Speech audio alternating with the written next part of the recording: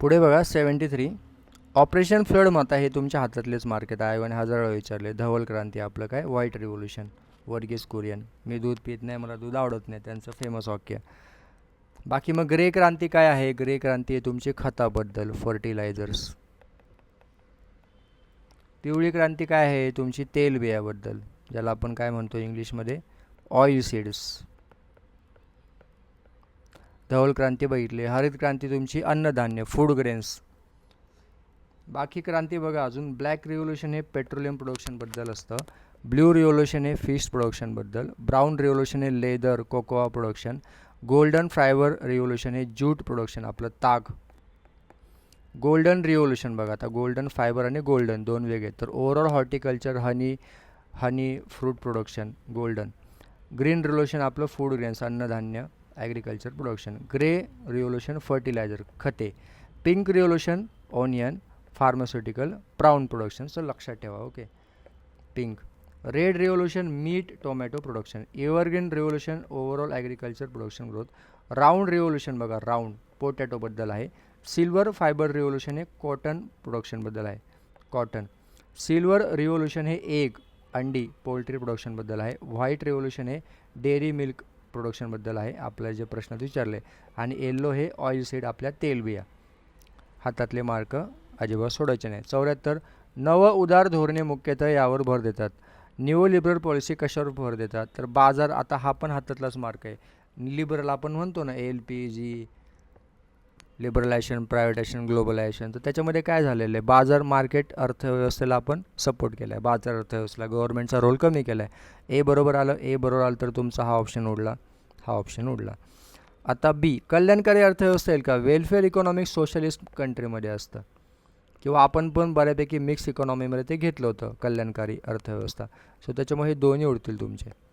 आणि हे चिंताजनक क्षेत्रातील गुंतवणूक, म्हणजे आपण डिसइन्व्हेस्टमेंट केलीच की एवढी.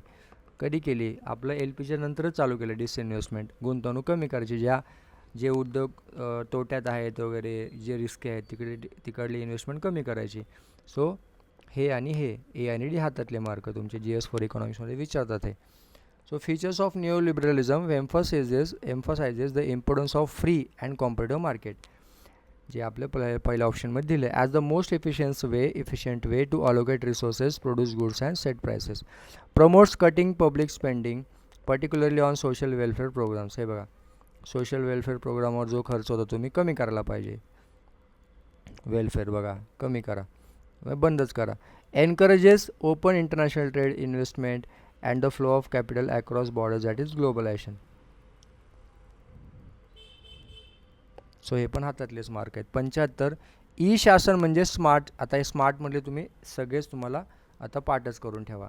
आता आर विचारले आपल्याला, रिस्पॉन्सिव्ह म्हणजे प्रतिसादात्मक. बाकीचे पण बघा. एस म्हणजे सिम्पल, एम म्हणजे मोरल, ए म्हणजे अकाउंटेबल, आर म्हणजे रिस्पॉन्सिव्ह आणि टी म्हणजे ट्रान्सपरंट. 76. केंद्रीय सचिव आणि त्यांचा कार्यकाल. आता हे बघा, तुम्हाला कॅबिनेट सेक्रेटरी विचारले त्यांनी. आता तुम्हाला TN सेशन तर तुम्हाला अंदाज येऊ शकतो 89. सर ए जर तुम्ही 3 घेतलं तर तुमचे दोनच ऑप्शन उडतात, एला 3. आता बीला 1 आलं, ठीक आहे. बी सुक्तनकर 53-57. आता सी आणि डीमध्ये तुम्हाला याच्यावर तुमचा क्वेश्चन सुटणार आहे. SS खेरा आपण वाचतो GS2मध्ये नाही का, तलाठी वगैरे डिस्ट्रिक्ट ॲडमिनिस्ट्रेशनसाठी वाचतो SS खेराबद्दल. मग त्याचं कधीच आहे बघा, SS खेरा आहे 1962-64 आणि DS जोशी आहेत 1966-68 TN सेशन. बाकीचे बघा. मग आता लेटेस्ट जर बघाल तुम्ही, अजित कुमार शेठ आहेत, सेठ 11 ते 15 होते. प्रदीप कुमार कॅबिनेट सेक्रेटरी बघतोय आपण, प्रदीप कुमार सिन्हा 15 ते 19. राजीव गौबा 2019 ते 24. TV सोमनाथन. आता बघा, आता सध्या कोण आहे तर मग TV सोमनाथन, त्याच्या आधी होते राजीव गौबा.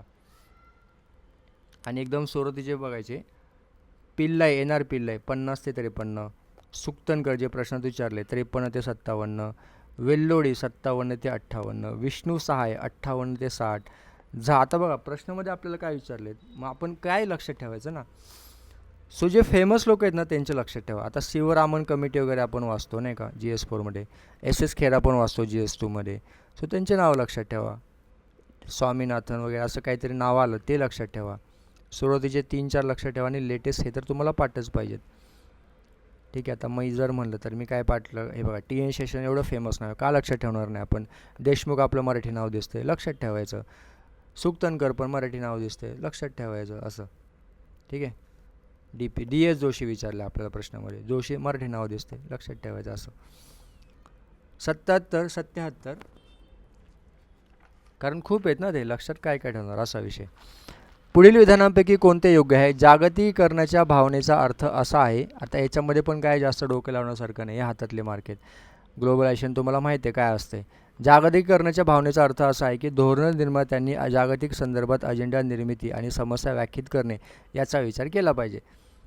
प्रत्येक देशातील धोरणकर्ते समृद्धी, मंदी, नैराश्य, पुनर्प्राप्ती या आंतरराष्ट्रीय आर्थिक चक्राद्वारे तयार केलेले धोरण संदर्भ सामायिक करतात. म्हणजेच the policy makers in each country shares a policy context found by international economic. आता इंटरनॅशनल लेवलला जसं काय होत असेल तसं पॉलिसी तुम्ही फॉर्म कराल ना, याच्यामध्ये काय नाहीच आहे ॲक्च्युली. सो हातातले मार्ग आहे. तिथे ग्लोबलायझेशन जरी दिलं नसतं, दुसरं काही दिलं असतं तरी पण हे दोन्ही स्टेटमेंट बरोबर येतात. कळते का मला काय म्हणायचं आहे. इथं जागतिकीकरणाच्या जागी तुम्ही प्रायव्हेटायझेशन जर दिलं असतं किंवा लिबरलायझेशन जर लिहिलं असतं तरी पण हे दोन्ही स्टेटमेंट बरोबर होतील, कारण याच्यामध्ये असं नाकारण्यासारखं काही नाहीच आहे. सो बिंदास तुम्ही ए आणि बी करेक्ट, हातातले मार्क आहेत. 78, आता हा जरा तुम्ही डोकं लावून प्रश्न सोडवू शकता. आता द्वारिकला जर फोडलं तुम्ही, ओके, द्वार म्हणजे काय, दरवाजा येते, द्वार. सो सैन्य प्रमुखचा काय येईल का संबंध दरवाजाशी, नाही. सामान्य प्रशासनाचा प्रमुख येईल का, प्रशासनाचा दरवाजाचा काय संबंध येईल, उडलं. अभियंता रस्त्याचा दरवाजाचा काय संबंध येईल, नाही. राजघराणं, कळते का, इन्चार्ज ऑफ रॉयल हाऊसहोल्ड म्हणजे हाऊसला दरवाजा येईल ना, डोअर. बघा किती हातातले मार्क आहेत, समजलं. जेव्हा ॲन्सिंट असे नाव येतात ना, ॲन्सिंट मिडलचे, तर त्यातला थोडं जरा त्याला विचार करता नावावर, याचा काय अर्थ निघतो, त्या नावाला तोडायचं, असं काहीतरी डोकं लावायचं. हातातले मार्क आहे, सोडायचे नाही. Dwarika also known as lord mayor of the palace. Their primary duty was to manage and control access to the royal palace. राजघराण्यावर तुम्हाला जायचं आहे तर मग बाहेर कोणतरी मेन त्याचा, ते सगळे हे तर असणार द्वारपाल असे सगळे, पण त्यांचा एक मेन असणार, समजलं का, तो तुमचा Dwarika. Their primary duty was to manage and control access to the royal palace, ensuring the safety and security of the emperor and his court म्हणजे त्याचं दरबार. पुढं 79 बघा. पुढीलपैकी कोणते एक हरित क्रांती म्हणजे ग्रीन रेव्होल्युशनशी संबंधित नाही. नवीन कृषी धोरण, आधुनिक कृषी तंत्रज्ञान, टेक्नॉलॉजी तर पाहिजेच. बिया खते हे तर आहेच आपला, हाय इल्डिंग व्हरायटी सीड्स HY तर आहेच. सो डी तर आहेच. सो डी आहे असल्यामुळे डी उडला, नाही विचारलं आहे ना. ए आणि बी पैकी घ्यायचं आहे तुम्हाला. तो कृषी धोरण तर येईलच ना. कृषी वनीकरण तंत्रज्ञान ही गोष्टी नंतर आले, सुरुवातीला नव्हती. कृषी वनीकरण काय असतं, म्हणजे शेती आणि झाडांचा एकत्रितपणे वापर. जिथे शेतात झाडे लावून जमिनीची सुपीकता वाढवली जाते, माती टिकवली जाते आणि पर्यावरणावर सकारात्मक परिणाम होईल असं त्याचं उद्दिष्ट असतं. हे बघा असं असतं ते.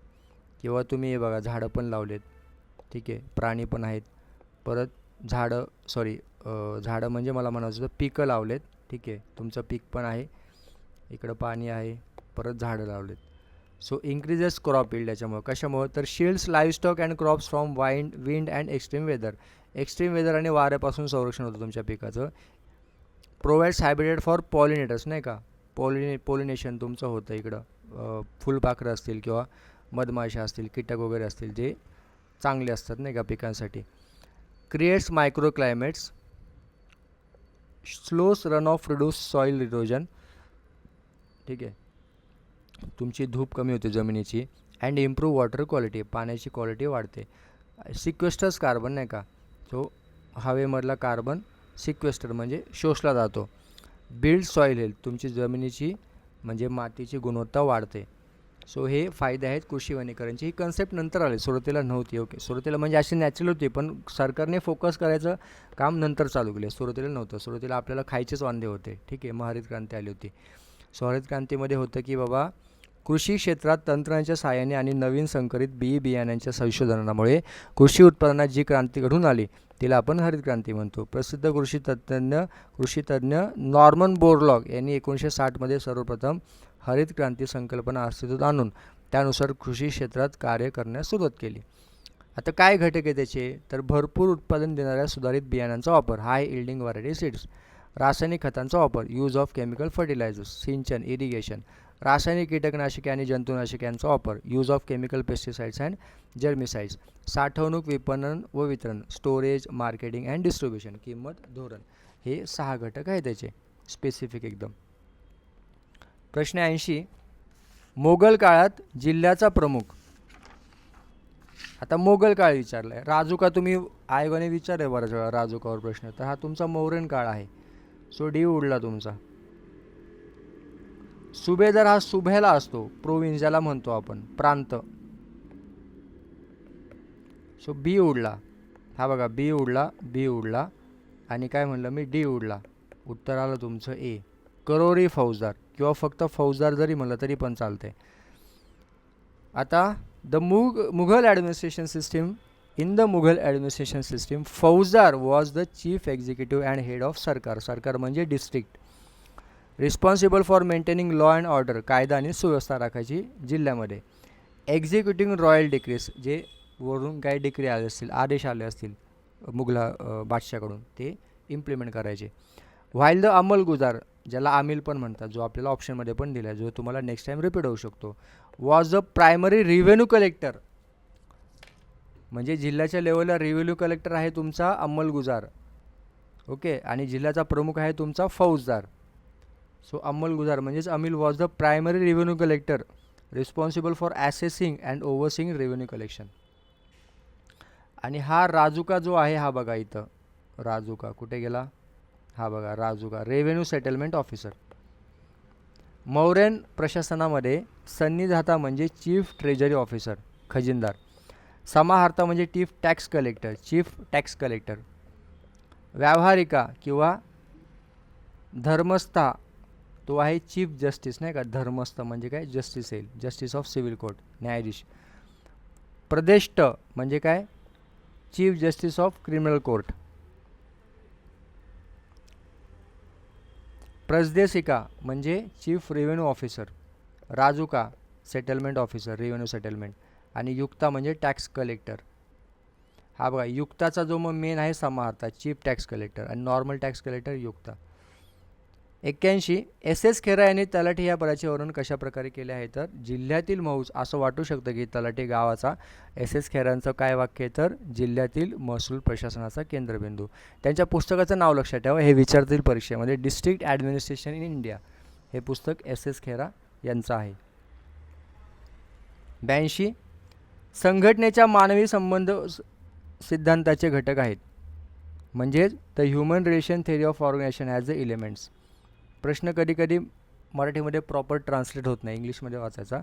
ह्युमन रिलेशन थेरी जी आहे त्याच्यातले एलिमेंट्स काय आहेत, तर त्याच्यामध्ये तुम्हाला आधीच समजून घेतलं पाहिजे ह्युमन रिलेशन थेरी म्हणजे काय. तर human relation theory emphasises the importance of social interaction,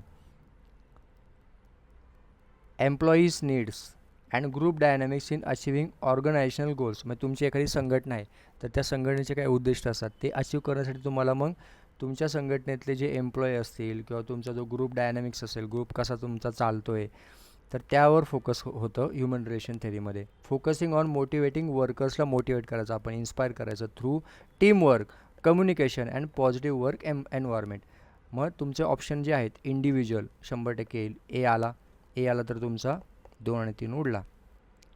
informal organisation तर आहेच आहे, ठीक आहे, इथं वरती पण दिलंच आहे आणि आपल्याला कन्सेप्ट पण क्लिअर आहे. सो बी तर आला 100%, ए आणि बी आलं, ए आणि बी आलं. पार्टिसिपेटिव्ह मॅनेजमेंट, आता एवढं दिलं आहे टीमवर्क वगैरे, सो सी आला. सो ए बी सी आलं तुमचं उत्तर, एकच ऑप्शन ए बी सीवाला. इथं डीचा काय संबंध येत नाही, ए बी सी तुम्हाला एकच ऑप्शन दिला आहे. Okay, A B C D नाही आहे इथं, ए बी सी आहे. सो डी संगणित, त्यांना तत्वांशी प्रिन्सिपलशी काय देणे घेणे आहे, त्यांना त्यांचे उद्दिष्ट अचीव करायचे आहेत ऑर्गनायझेशनला. मग तिथं त्यांचा जो इंडिव्हिज्युअल एम्प्लॉई असेल, त्यांचे ऑर्गनायझेशन असेल, तिकडं लोक कसं टीमवर्क करत आहे, पार्टिसिपेटिव्ह मॅनेजमेंट, त्याच्यावर सगळं गेम आहे. So human relation theory, employee satisfaction and motivation, informal groups and social dynamics आणि कम्युनिकेशन अँड टीमवर्क, जे की आपले पहिले 3 ऑप्शन ए बी सी. 83, जिल्हा प्रशासनांतर्गत कार्यरत विविध विभागांच्या विभाग प्रमुखांसंदर्भात खालीलपैकी कोणती विधाने योग्य आहेत. Which of the following statements are correct about the heads of district departments under district administration. आता डिस्ट्रिक्ट डिपार्टमेंट जिल्ह्यामध्ये हे असतात बघा, विभाग असतात. तर तिथले विभाग आता वेगळे विभाग असतात ना, टेक्निकल असतात ते नाही का, सिव्हिलचा विभाग असेल, हेल्थचा विभाग असेल, कळलं का तुम्हाला, पाणी पुरवठ्याचा विभाग असेल, प्रत्येक वेगळे विभाग असेल टेक्निकल. मग असं नाही की तुम्हाला प्रत्येक ठिकाणी जनरल लोकच लागतील. जनरल म्हणजे जनरलिस्ट म्हणजे काय, आपले DC म्हणा, तहसीलदार म्हणा किंवा IAS लोक म्हणा. ओके, याला आपण जनरलिस्ट म्हणतो, कारण ते काय एक्सपर्ट नसतात. ओके, स्पेशलिस्ट नसतात. तर स्पेशल आता सिव्हिलचा जर तुम्हाला प्रमुख पाहिजे, सिव्हिल इंजिनिअरिंग, सिव्हिल डिपार्टमेंटचा, तर तुम्हाला तिकडे सिव्हिल इंजिनियर्स लागेल. तुम्हाला मेडिकल डिपार्टमेंटचा जर प्रमुख पाहिजे तुमच्या जिल्ह्याच्या तर तिथे डॉक्टर्स लागेल. कळते का मला काय म्हणायचं आहे. सो त्याच्यामुळे सामान्य तज्ज्ञ नसणार तिथं. ठीक आहे, काही ठिकाणी असू शकतात पण सगळीकडे नसणार. सो इथं स्पेशलिस्ट लागतील तुम्हाला त्या त्या विषयातले प्रमुख, म्हणजे स्पेशलिस्ट. तो उडला तुमचा, उडला. आता तुम्हाला बघायचं C, विभागाच्या आधारावर राज्य पातळीवरील सामान्य सेवा केडरची निर्मिती केली जाते. म्हणजे they are borne on the cadres of generalised state. आता स्टेट सर्व्हिस आपण एक्झाम देतो, त्याच्यामध्ये काय असते, राज्यसेवा. आता राज्यसेवेमध्ये तुम्ही बघितलं आहे का की बाबा हे असतात काय, मेडिकल ऑफिसरची काय असतं का काय, ओके, किंवा टेक्निकलचं काय असतं का नाही, त्यांची वेगळी एक्झाम असते, समजलं, किंवा त्यांचं वेगळं केडर असतं. त्याच्यामुळे हे पण तुमचं उडलं, A आणि B. आता A आणि B उडलं तर तुमचा एकच ऑप्शन राहतो आहे C आणि D, जे की तुमचं उत्तर आहे. मग ते काय आहे की विभाग प्रमुख हे संबंधित राज्य विभागाच्या नियंत्रण व पर्यवेक्षणाखाली कार्य करतात. They work under the supervision and control of their respective heads of the state governments, state departments. The district collector supervisors and coordinate the work of head of the department. जिल्हाधिकारी हा जिल्हा पातळीवरील विविध विभागांच्या विभाग प्रमुखांच्या कार्य समन्वय परीक्षण, बरोबर आहे, जिल्हाधिकारीच असणार तिकडं. आणि हे जे किंवा त्या विभागाचा प्रमुख जो आहे, विभाग प्रमुख जे आहेत त्यांच्या, ते कोणाच्या अंडर असणार, मग त्यांचे जे राज्याच्या लेवलला जे डिपार्टमेंट असतात नाही का, महिला विकास जे हे असेल डिपार्टमेंट पूर्ण राज्याचं, किंवा मग शिक्षणाचं जे डिपार्टमेंट असेल पूर्ण, मग त्यांना ते रिपोर्ट करणार. त्या जिल्ह्याची विभाग प्रमुख पूर्ण राज्याचं जे मेन असेल त्यांना ते रिपोर्ट करणार, त्यांच्या अंडर असणार, नियंत्रणाखाली. सो C आणि D बरोबर आहेत. हातातले मार्क आहेत, सोडायचे नाही असे पण. 84, कोणी म्हटले की पंजाबमधील हरित क्रांती हा चमत्कार नाही. 60च्या दशकाच्या मध्यात त्याच्या यशासाठी खालील पूर्व आवश्यकता असल्यामुळेच ते घडले. जमीन एकत्रीकरण, समतलीकरण, मालकीची शेती ज्यामुळे जमिनीत दीर्घकालीन भागीदारी होते, ग्रामीण संसूचन म्हणजेच काय, रुरल कम्युनिकेशन, ग्रामीण विद्युतीकरण. रुरल म्हणजे ॲक्च्युली ही जी क्रांती झाली, ही क्रांती होण्यासाठी तिथं बेसिक गरज पण होती आपल्याला, म्हणजे तिथल्या गोष्टी पण चांगल्या पाहिजे होत्या. म्हणजे लँड कॉन्स्टिट्यूशन लोयलिंग, म्हणजे किंवा तुमची भूमी जी आहे एकदम सगळी लेवलला आहे, ओके, अशी काय उबड धाबड नाही आहे. दुसरं किंवा कॉन्स्टिट्यूट म्हणजे मोठमोठ्या जमिनीत 50-50 एकरची येते नाही का, 100-100 एकर जमीन, मोठ्या जमिनी. सो असं आहे. Owner cultivation resulting in a long term stake in land. Rural म्हणजे कम्युनिकेशन वगैरे आहे, इलेक्ट्रिफिकेशन, विजेचा काय प्रॉब्लेम नाही, ओके, इलेक्ट्रिसिटी आहे. तरी तिथल्या बेसिक गोष्टी सगळ्या क्लिअर आहेत. म्हणून तिथं पंजाबमध्ये ग्रीन रेव्होल्युशन होणं काय मिरेकल नाही, नॉर्मल गोष्ट आहे. दिस इज नॉट अ लय काय तुम्ही त्याला काहीतरी लय मोठं काही समजू नका. दिस इज व्हेरी नॉर्मल, किंवा पंजाबमध्ये होऊ शकते कारण इथं सगळ्या बेसिक गोष्टी आहेत. So it happen only because the following, म्हणजे ह्या सगळ्या गोष्टी होत्या तिथं नाही का मिड 60sमध्ये. सो हे कोण म्हणलं तर MS स्वामीनाथन म्हणले. MS स्वामीनाथनला आता भारतरत्न पण दिलेलं, ते पण लक्षात ठेवा. आपल्याला राज्यसभा प्रिलिममध्ये त्यांच्याबद्दल बेसिक विचारलं होतं की त्यांचा जन्म कुठला आहे वगैरे, तो बरंच विचारलं होतं, 5-6 स्टेटमेंट विचारलं होते. तर त्याच्यावर परत एकदा रिपीट होऊ शकतो करंटच्या सेक्शनमध्ये पण, GS4मध्ये पण, GS2मध्ये पण. So known for his role in India's green revolution, introduced and further developed high yielding varieties of wheat, गहू. Decided to devote his life to getting rid of hunger from India after witnessing the Great Bengal Famine of 1943ला बंगालमध्ये मोठा दुष्काळ पडला होता. मग त्याच्यामुळं महात्मा गांधीचा influence आणि हे सगळं याच्यामुळे त्यांनी ठरवलं की आपण आता याच्यावर जास्त फोकस करायचं, की भारतातली जी हे भूक जी आहे नाही का, hunger, get rid of hunger, भूकपळी जे पडत आहेत किंवा लोकांना जेवायला अन्न भेटत नाही, त्याच्यावर आता मी काम करेल असं त्यांनी ठरवलं. He published 254 scientific papers in the fields of crop improvement, cytogenetics and genetics and phylogenetics. Notable awards, आता पद्मश्री भेटला 1967ला, रमन मॅगसेसे अवॉर्ड 71ला भेटला, पद्मभूषण 72ला भेटला, वर्ल्ड फूड प्राईज 1987ला पद्मविभूषण 1991 आणि रिसेंटली भारतरत्न पण भेटलेला आहे. आता ते वारले पण नाही का. सो त्याच्यामुळे आयोगाने प्रश्न विचारला होता. 85 भारतातील कार्यकारी मंडळामध्ये धोरण तयार करण्यास समाविष्ट असलेल्या मुख्य संस्था काय आहेत. तर आता बघा तुम्हाला कार्यकारी तुम्हाला माहिती आहे एक्झिक्युटिव्हमध्ये काय येतं.